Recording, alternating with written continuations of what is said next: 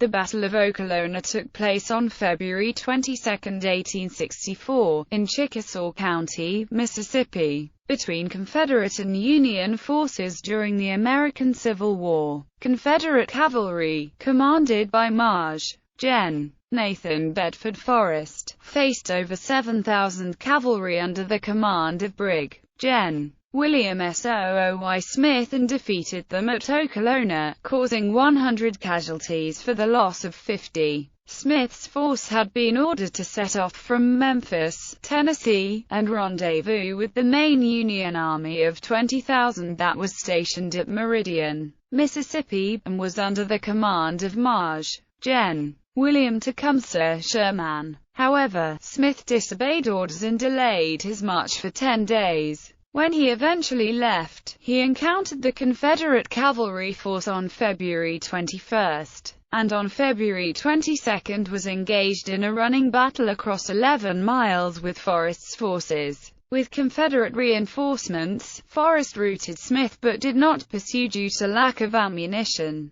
and Smith limped over the state line to Tennessee on February 26, where he was criticized for putting Sherman's Meridian expedition in danger. Background: Meridian was an important railroad center, and was the objective of a campaign launched from Vicksburg, Mississippi, on February 3 by Sherman, who brought 20,000 men to the outskirts of the town. 7,000 cavalry under Smith's command were stationed in Memphis, and on February 1 these were ordered to leave for Meridian along the Mobile and Ohio Railroad and rendezvous with the main Union force on February 10, while Sherman feinted his way towards Meridian to throw off Confederate forces. Smith delayed his own advance for 10 days before leaving on February 11.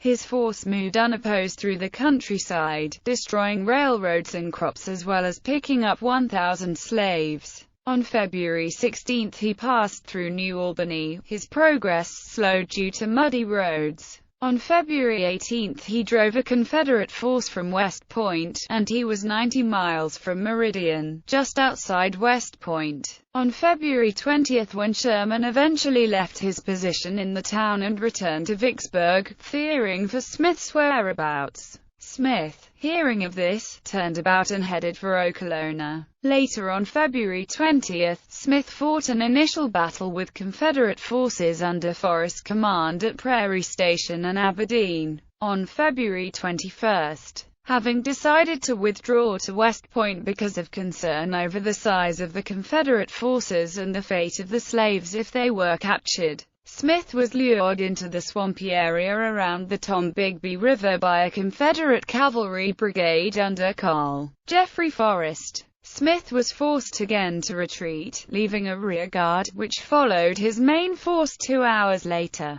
The battle. Forrest arrived to conduct the battle as the rear guard began to retreat, and led the first attack at dawn on February 22 on the prairie south of Okolona. The Union forces had dismounted and constructed barricades around their positions. Forrest began a frontal assault and probing flank attacks, and with Confederate reinforcements, cut gaps in the Union battle lines and prompted a general retreat, with 5 cannons being abandoned. The Union forces reformed on a ridge, and during a flurry of attacks and counterattacks Col. Forrest, the Major General's younger brother, was killed by a shot to the neck. He allegedly died in the arms of his brother, who muttered, "Jeffrey, Jeffrey," faltering after the colonel's death. The Confederate attack was revitalized by the older Forrest, who led a charge to exact vengeance and break the Union positions. During the pursuit, Forrest and his group were briefly overwhelmed before Col. McCulloch arrived with reinforcements.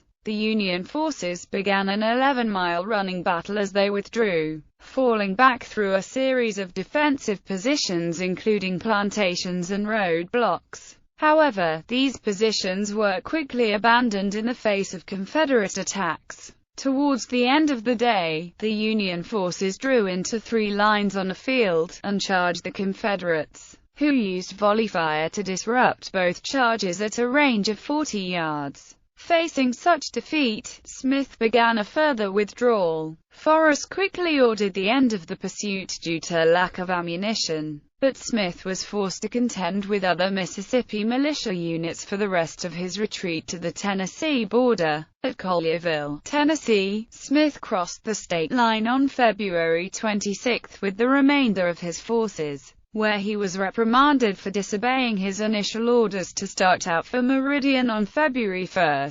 Due to failing health, Smith left the military in September 1864 and returned to civilian life.